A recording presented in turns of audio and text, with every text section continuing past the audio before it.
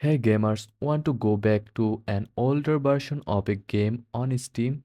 Using Steam's beta's feature, you can easily switch to legacy versions. Let me show you how in just a few steps. First of all, open Steam and go to your library.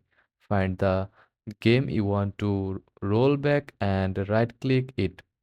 From the gear icon, select Properties. Next, in the Properties window, click on the Betas tab. If the developer has made older versions available, you will see a drop-down menu labeled Select the beta you would like to opt into. Click the drop-down and select the version you want to revert to.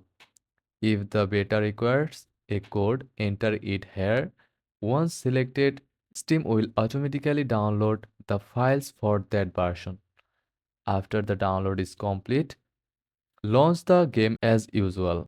You are now playing the older version. If you want to switch back, just return to the beta tab and select none to go back to the latest version. And that's it. Using Steam betas is a simple way to access older versions of your favorite games. If this helped, give it a thumbs up and subscribe for more gaming tips. Happy gaming!